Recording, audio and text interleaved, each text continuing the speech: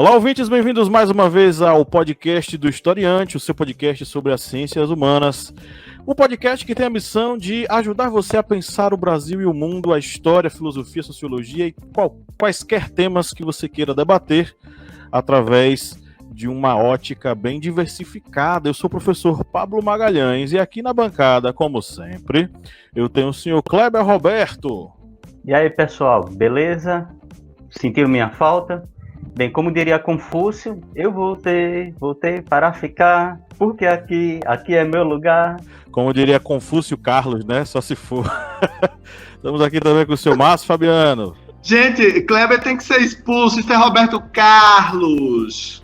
Isso é Roberto Carlos, anos 70, eu voltei para ficar, porque aqui é o meu lugar. Chama-se O Portão. Você não vem com seus ataques comunistas da China, não. Tô ligado em você. Nós temos também a senhora Lídia Verônica. Oi. E recebemos mais uma vez a nossa sócia. Ela já é sócia, ela já tem chave da casa, ela já entra quando quer. E ela já colocou as coisas dela na sala. Dona Eugênia Fernanda. Oi, gente. Adoro estar aqui. Eu sempre digo isso, né? Deixa eu me arrumar. Adoro estar aqui com vocês. O tema de hoje é depressão e isolamento social. Quando menos esperávamos, veio a pandemia. O risco de contágio, negligenciado por muitos, fez com que os principais órgãos de saúde recomendassem e depois implorassem que as pessoas se distanciassem socialmente. Evitar os aglomerados, o contato com os demais e quaisquer ações que possibilitassem a transmissão foram alertas constantes nesses últimos meses.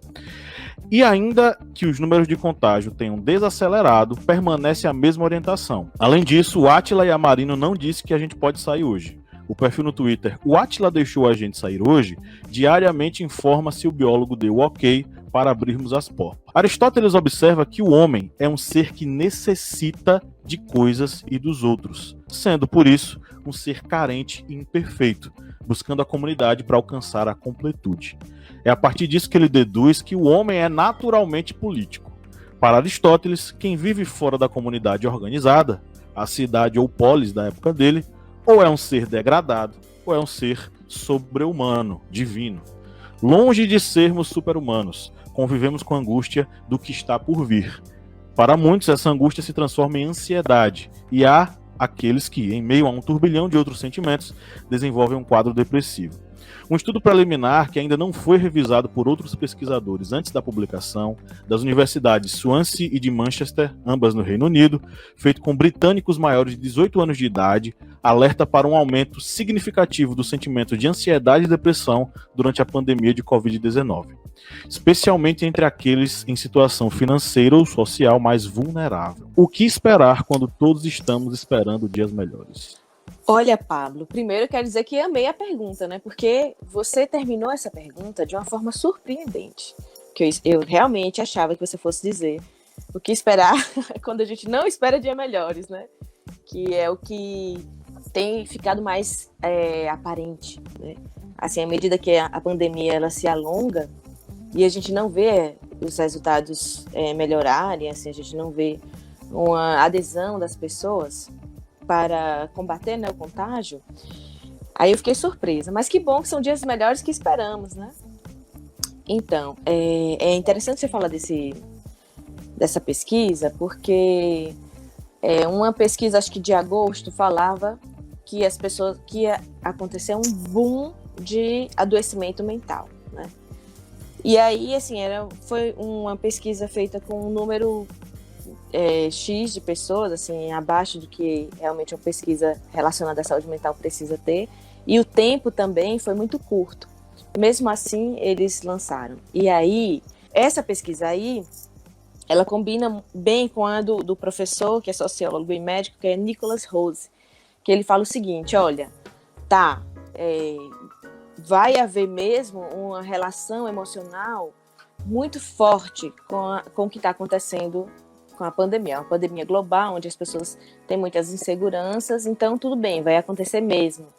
Porém, ele traz um novo dado que é bem interessante, que é o seguinte, espera aí, nem tudo é adoecimento, sabe? Nem tudo é uma patologia. E aí ele esse grupo, né, dentro do College de London, trouxeram esse ponto importante. Sim, as pessoas vão ter um sofrimento mental por causa da pandemia, por causa de todos os medos, da ansiedade, da perda de emprego, de tudo, mas isso não pode ser um marcador para um adoecimento mental, para um transtorno mental. Eu gostaria muito de dizer isso, né? A gente precisa, nesse momento, separar o que é um sofrimento mental, que é algo que todos nós, por sermos humanos, podemos e devemos sentir, né? Devemos sentir esse sofrimento, essa tristeza. Mas isso não pode ser um marcador para uma patologia que precisa de medicamento. Ele chama muita atenção sobre isso. Então, assim, que bom que esperamos dias melhores e vamos entender os nossos sentimentos. A gente está triste, tá. A maioria está triste e está. Então, assim, isso não quer dizer que você está doente, tá? Você é humano. Então, vamos conhecer as emoções enquanto esses dias melhores não chegam, de fato. Essa questão do isolamento e os resultados que acabam refletindo na saúde mental das pessoas é algo que digamos assim, está sendo muito divulgado. O levantamento, né, o EGE, que é o levantamento que indica que houve aumento de 90% em casos de pessoas que tiveram relatos nessas entrevistas que dão conta que podem ser casos de depressão. E nessas pesquisas que envolveram, 1.460 pessoas em 23 estados, teve esse aumento, né? Que dessas 1.460 pessoas, antes ficava em torno de 4,2% de pessoas que relatavam depressão e depois aumentou agora nesse período para 8%. E sem tirar os outros problemas também relacionados à mente, porque a ansiedade, estresse agudo também são reflexos desse período do isolamento. Essa questão que o vilão do suicídio, o problema do suicídio é o sofrimento. E o sofrimento é passageiro. Porque pessoas deprimidas, pessoas depressivas, elas passam por momentos, né, fortes, mas elas podem viver de forma livres, né, assim, mentalmente falando, mas terem esses momentos. Mas o sofrimento, ele independe desses momentos, né? No caso, qualquer pessoa pode ser um suicida em potencial, independentemente de ser acometido de um transtorno ou não, porque é o momento do sofrimento, né, que leva a esse pensamento ambivalente. Tem algumas doenças mentais, né? Alguns transtornos que eles têm assim, uma fala recorrente, né? Assim, um pensamento repetitivo e às vezes é relacionado mesmo ao suicídio, uma voz que, né? E as pessoas relatam isso, uma voz que me manda fazer isso, e tal. Então tem um pensamento repetitivo relacionado a isso. Tem relação a transtornos específicos, sabe? E que, assim, um medicamento, por exemplo, que a pessoa faz um tratamento quando é depressiva, afasta um pouco essa relação com o suicídio. E em relação à morte, gente, todos nós pensamos na morte todos os dias, né? Assim, quando a gente ouve uma notícia, quando a gente se sente muito triste, quando a gente se coloca em xeque, né? Que é aquele momento assim, meu Deus, que vida é essa? Todos nós temos essa questão com a vida e com a morte, né? Eu amei você ter lembrado disso, Lio, porque é importante que a gente saiba diferenciar essa questão, né? De algo que pode acontecer, um pensamento suicida que pode vir em um momento específico e passa, e todos nós já tivemos isso, eu acredito, todos nós já tivemos esse pensamento em algum momento, e que passou, e estamos aqui. E você que está nos ouvindo agora também, né? Então foi legal você ter lembrado disso, porque e isso até separa, vai nessa fala do doutor, né? Não, eu queria comentar o seguinte, esses dados que Kleber trouxe, mais os comentários seus, Eugênia, e de Pablo, a depressão é um palavrão, não é? E quando ela começou eu não queria dizer se tornar moda, mas quando ela se tornou mais visível, não é? ter depressão, sentir depressão, era uma sentença, né? Era uma sentença que indicava que você era fraco, que você estava destinado a ter uma vida plena apenas se você consumisse medicamentos caros, cheios de regras e tudo mais. Eu vou falar tranquilamente desse assunto porque, alguns anos atrás, eu fui diagnosticado com o transtorno da bipolaridade. E, para mim, né, na época, eu achava que bipolar era coisa de pilha, né, uma pilha de um lado, outra pilha do outro. E quando você começa a entender a complexidade da mente humana, aliado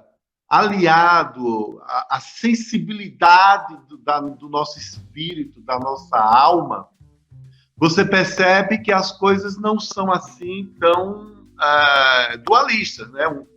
Uma coisa é boa, outra coisa é má, uma coisa é isso, outra coisa é aquilo. Existe aí um caminho, vários caminhos, vários percursos e alguns desvios que tornam a nossa personalidade, em algum momento, dependente de uma série de coisas, dependente de medicamentos, dependente de espiritualidade, dependente de yoga, de exercícios, de serotonina, dependente de música, de arte, para que nós possamos, né, viver plenamente.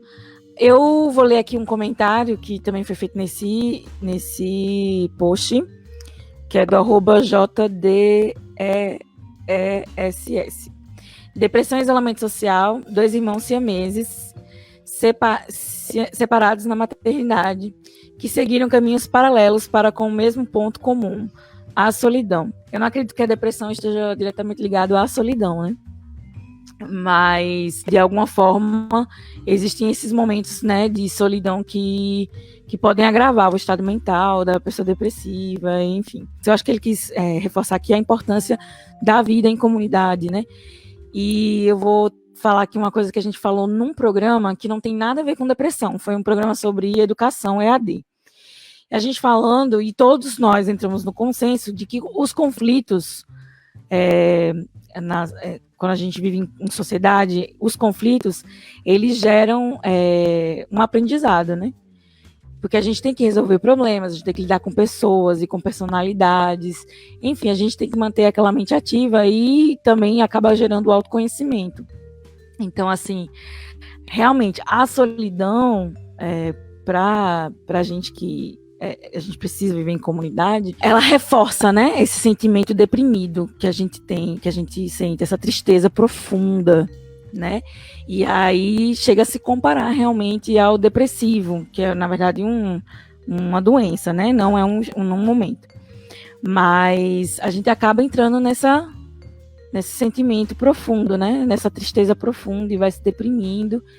E aí a gente pode realmente se comparar com o depressivo nesses momentos de introspecção, né? Que a doença acaba trazendo por questões de não entender ou não se encaixar naquele convívio social, o deprimido acaba se isolando.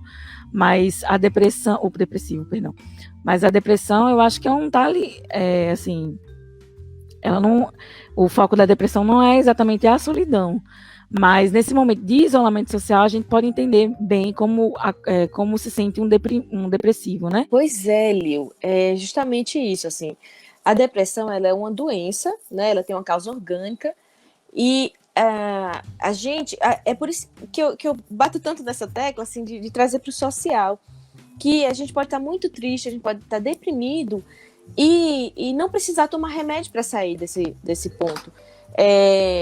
O Márcio, ele falou uma coisa maravilhosa, assim, de que a gente também não pode botar a depressão como algo raso, não é. A depressão é um estado que precisa de tratamento e tratamento urgente.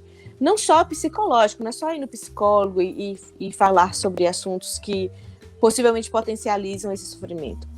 É ir pro psiquiatra mesmo, é tomar um remédio, sabe? Inclusive, assim, é um sofrimento que é seu, mas não é só seu, como ele falou muito bem. É seu e da sua família. Quem tem uma pessoa que sofre de depressão, a família inteira tá nesse mesmo espaço, quer dizer, nessa mesma preocupação. Então, assim, é importante a gente lembrar disso, né?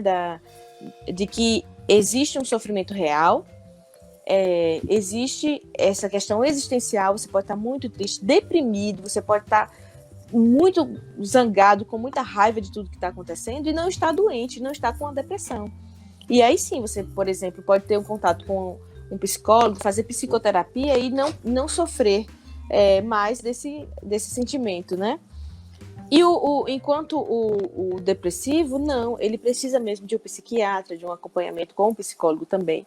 Mas é importante a gente diferenciar isso e ter esse olhar, porque se a gente também achar que toda tristeza é algo passageiro, a gente não olha para ela com cuidado. E isso é importante dizer também, assim, olha, se você não está se sentindo bem, procura ajuda, né? Assim, não tenha vergonha, não se ache a Mulher Maravilha ou o Super-Homem e deixe passar coisas tão importantes quanto a nossa mente. Assim, a nossa mente é a nossa casa. Sem saúde mental não existe saúde. É uma coisa que trava a vida. Uma depressão, por exemplo, assim, ela trava a vida. Mas você estar deprimido também trava, porque você também não olha para a vida com os mesmos olhos. Então, tudo isso precisa de atenção. Então, jovens aqui presentes, chegamos ao final de mais uma gravação de episódio do podcast. Queria agradecer mais uma vez a presença dela, a grande Eugênia Fernanda, que sempre aparece por aqui para destilar suas palavras psicológicas para que a gente possa compreender as coisas melhor. Muito bom. Valeu, Eugênia, mais uma vez. Obrigada. Obrigadão. Adoro. Um beijo em todos. Abraços. Tudo isso que a gente não pode fazer de pé. Até a próxima. Você sempre é bem-vindo aqui conosco. Pode ter certeza que você voltará. E pense aí no podcast Segundas Intenções. É só você querer que a gente faz. Um grande abraço a todos vocês, meus queridos. Meus queridos membros da bancada, senhor Márcio Fabiano, Kleber Roberto, minha digníssima esposa Lídia Verônica, valeu. E para você que está nos ouvindo, você é um guerreiro, você nos acompanhou aqui nesse podcast que foi um pouquinho longo, né? Deve dar aí 1h15, 1h20. Um grande abraço a todos vocês e no 3 vamos dar um tchau, galera. 1, 2, 3. Tchau!